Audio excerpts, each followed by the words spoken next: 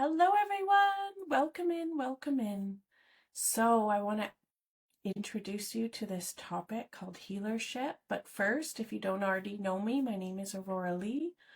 I am a spiritual wellness anthropologist, healer, educator, consultant, program designer. I love to do all the things. I love from ceremony to ritual to connection to just human-centered values. That was the beautiful thing I found when I studied deeply within anthropology and mental wellness and cultural wellness, societal wellness, is that human-centered values are the core of it all. So no matter where we come through on the journey, we kind of get to the same spaces.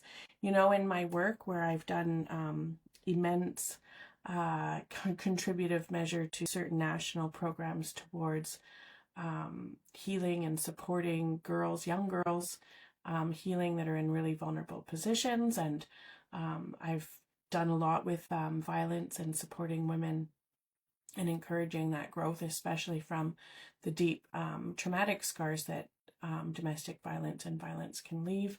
That work of empowerment, you know, like I don't take anything that I do lightly. So of course, when you come to this, I also don't take this lightly, and I think very deeply. And so through my thinking deeply, I kind of came to this idea of healership. It kind of just came through and it made sense because I kept thinking, well, is it supporting healers coming up to leadership, or is it supporting those who are in leadership to understand and connect to the heart and why healing is so important? But it's both simultaneously. And when we have both simultaneously, oh, that convergence of both paths, that's what we need in the world in order to create huge new beginnings, possibilities, entry points. And these are systemic changes that it's kind of just common knowledge now. We all know that we need systemic changes. That's not new. That's not news. We've all accepted that, but how do we get there, right? And so when we look at healership, I really want to just introduce you to this concept. No matter where your entry point is, it matters, because even if you're someone on a soulful journey wanting to heal, inevitably you're a healer then, because you're healing yourself. Because the person doing the healing is actually always the healer. They're the ones doing the healing, right? We could have a guide, we could have a what we call healer supporting or giving information, sharing wisdom, right? And that wisdom doesn't really belong to anyone because wisdom for healing is innate, it's inside, right? And so I just really want to start this conversation in a good way and acknowledge, you know, that we sometimes don't know. And we don't know the new path forward. We're in a new global reality of cultural sharing, information sharing, you know, pain and suffering that's similar and different, that's modernized now, that there's some nuances where there's just a same common understanding to some level around what they think it means to have life and those core values of, you know, capitalism, you know, all of that aspect of modernity is impacting the entire globe. And with connection possible globally now, I mean, we have no say in how that knowledge transference is happening. It's just happening. We're not in these siloed pockets. Like the old school anthropologists that I studied all about, and they'd go into some sort of society and cultural framework and understanding, and they'd come to know and understand this culture and their perspectives maybe on healing or on social wellness. But now we just have transference. It's all over, right? And so we have this idea of cultural diversity that's so important as well. Ancient knowledges that people are protecting and preserving, and that's so important as well. But we still have this global kind of sphere and dynamic. And so the way I like to see that is often like a blanket, like threads in a blanket. Those threads might have different colors and they're so beautiful and unique and diverse, and that's needed, but that those threads coming together and there's the unity with that, and right? And so we're kind of in that stage though of collective transition of what that means to build that global tapestry. in a new way, that, you know, there's wobbly legs, and there's lots of wobbly legs. And I like to use that analogy like the baby deer, because then we have compassion towards one another, because nobody scolds a deer for trying to figure out how to walk. Well, in many ways, all of us are learning that. And so there's a requirement for compassion in that process, no matter where we're at. And so taking off that kind of hat of being enough, or taking off those eyes of seeing, of thinking we know, because we don't. We're in new territory. And it's kind of cool. It could be cool. We could gaze at it with curiosity. We could gaze at it with openness. We could gaze at it with connection. And so let's begin. When we enter in this idea of healing coming to lead and leading coming to heal, and that convergence in the middle, we look at all the beautiful healers around the world, and maybe they don't feel like they've been in leadership roles, right? Or maybe they've just been healing themselves. Well, they still are way showers, because what we know is that everyone has trauma. Nobody is escaping that. We basically assume that everyone has trauma of some kind, right? And so if we're even taking a moment to consider what it means to be trauma informed, we're already healing. If we're bringing awareness to something that feels sticky and stuck, or if we're working in a political or social landscape where you're dealing with humans, you are working with the realm of healing, right? When we look at trauma, we're not just leaving it, are we?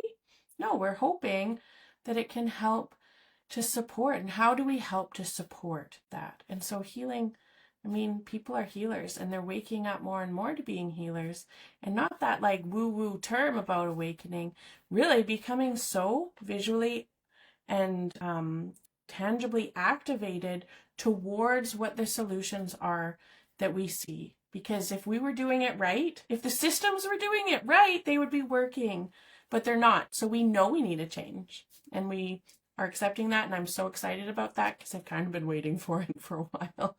And then we can come together with more of those shared values. So when we look at leading, and we look at, okay, so who is leading? Right now, there are a lot of people leading, but maybe they're not connected to their heart. They're not connected to transformation of where their disconnections are. And so when they're making choices, they're making them right from up here.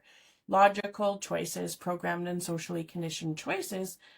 And that was stuff that worked maybe in the past, or from prior sets of beliefs and standards that no longer really apply, right? In the new systems that we need that are going to work, they don't really apply.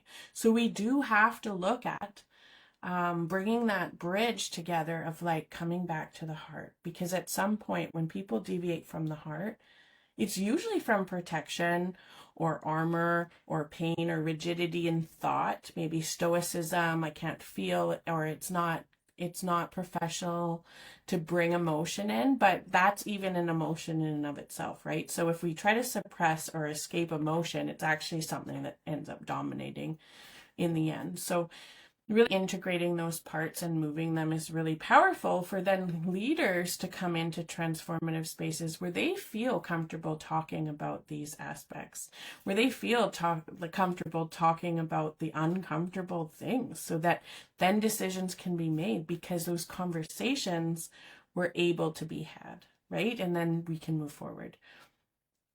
So when I come into this idea from healing to leading, it's really that journey of the healer becoming a leader and recognizing that leader self. Because if you've been in healing and you haven't recognized it, well, hey, you are, because you're a way shower. Whether you know it or not, when you're doing that work, or you're showing up new because you have done that healing work, you are shifting and being a leader and an example. And where you apply that as service, from, you know, your heart to hands and out, or your heart to expression and out, you are leading. So thank you. And just recognizing that. But then sometimes there's some building points to getting to that leadership, because it does take courage. It takes bravery. It takes stretching and learning new skills as well. And so, you know, when we look at committing to healing trauma in our world, it can feel uncomfortable at first, but it can also feel really natural, because you already are that, right? If you're here making social change and transformation, you already are that. And it's just sometimes witnessing it in self and really walking in that way. So when we're looking at bringing that aspect of leading to healing, that's the transformation of the leader becoming a healer.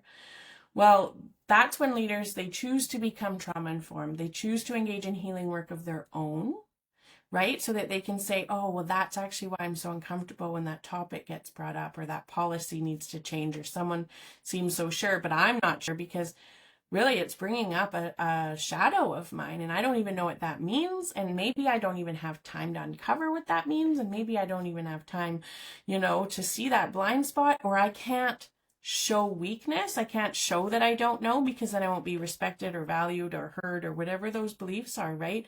Or maybe that's normal in a leader's place of work. And so it's so important to have that container for that leader to be able to unpack those things. Because no matter what, the conversations in the last 5 years that have moved us forward a lot, but also caused a lot of friction, are those ideas of acceptance of all human beings, that all people are sacred, that we need emotional competency, we need emotional intelligence and freedom and support and compassion and kindness and things like this. And that can start to stir up a lot, because if what happens when we say, hey, we need healthy power within workplace, within organizations, and within service delivery, it can start to bring up stuff where people haven't had healthy power themselves, right? And so that uncomfortability, it doesn't get worked through at the workplace, and it doesn't get worked through in short little programs that maybe workplaces offer, like a 3-hour program to go through it. You might feel the itch and feel the burn, but you still have that resistance to the work, right? And what it really means to ground into it. And so this is really powerful to acknowledge, and important to acknowledge for those who are strong and brave to enter that space of authenticity. Because really, it's whatever's real. It's not like me mirroring and saying this all of a sudden creates it to be. It's just being authentic with whatever is real. And human connection is real.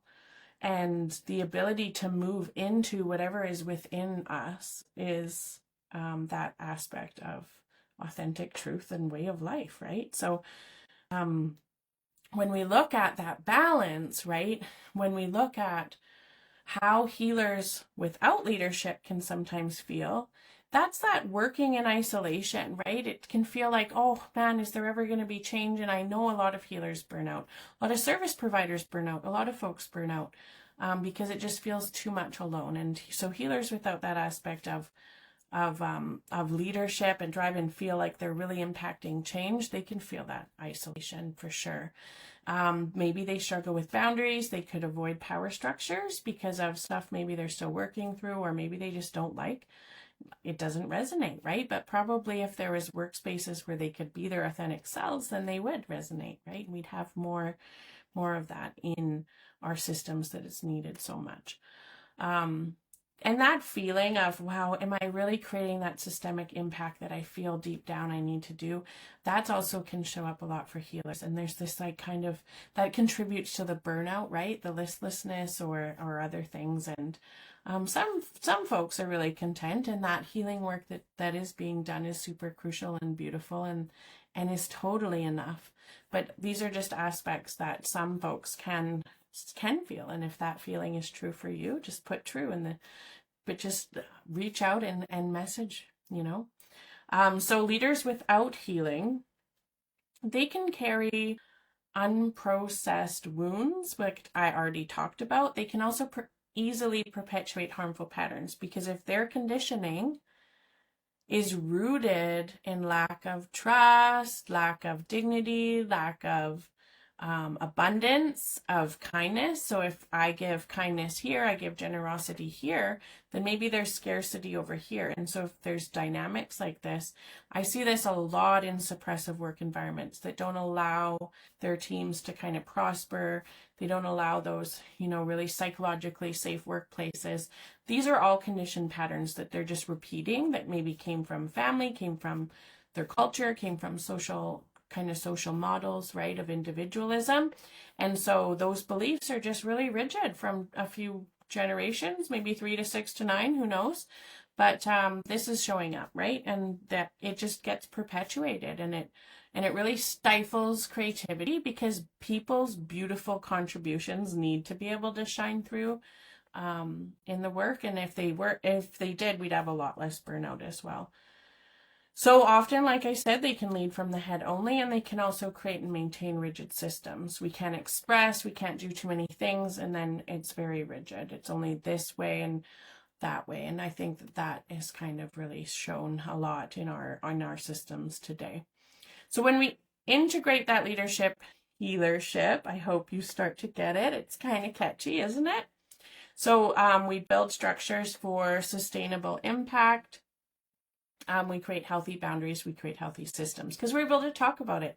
You know, communication is that bridgeway between functional and dysfunctional. So when something's not working, it's communication and working through it however it needs to go and get to, without people like kind of pushing away because it's provoking something that they just don't know how to handle, right?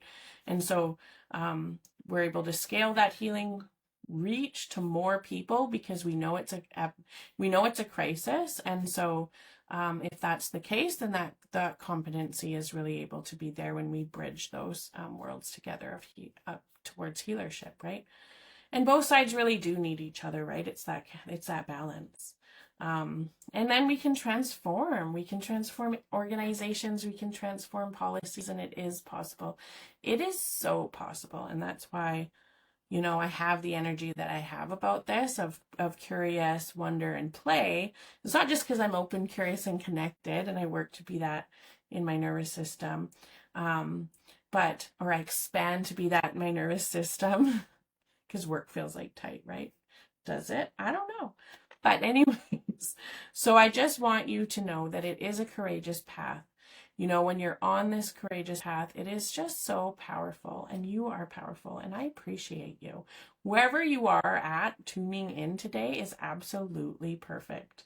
So when we take off our masks and we lead with vulnerability and we are willing to be authentic, then we can get towards truth. And when we can get towards truth, we can traction towards change. And I think we're all feeling it. We're all feeling that need and that desire to do these things in a new way, to connect in a new way. So the old leadership was really taught to know everything. You know, you can't not know, and you can still see it in the world today. Maybe it's unsafe at times to maybe appear like you don't know, and because you might be mocked or humiliated, but that's where the really important boundaries come in, right? And understandings and really value that humility. It's very special. Witnessing leaders or humans, you know, with humility is very powerful. And it's what I always like to see, because when people have done their inner work, they do drop into humility because they're just present with what is. They don't need to show up in a certain way. And then we can have that new leadership, right? That new healership, where folks are just where we are at. Because we can't move forward until we say, so now what? We can't move forward until we say, this is the state of where we're at. And now what? And in order to get to that space, we have to have the uncomfortable conversations. And there's a whole bunch of uncomfortable conversations that our culture and our society has been avoiding, right? And then we can renew these systems, and that healership then flows into service, right? Whether it's from the top down like a waterfall streaming into all of the services, wherever it is that you have your, you know, heart to hands and heart to expression out in the world. It really makes a difference, and you have the power to make a difference each and every day. And so wherever this kind of provokes something for you, you know, just reach out, message. I have a free leadership audit call that I can give. It's 15 minutes, and it's just kind of seeing where you are at in this healership journey, and we can just kind of chat more. We can talk and connect where it resonates, where it doesn't. So just message and just say connect, and then I will reach out to you. So, you know, when we look at humanity and we look at that need for love and connection being that antidote to social unwellness, we all have that ability because we're all social mammals that are wired to love and connect. So if you're thinking this wouldn't be for me, well, no, we actually are primarily wired for that. So that is what would connect us back on course for systems change, for heart-centered leaders and leadership. Thank you for all that you do.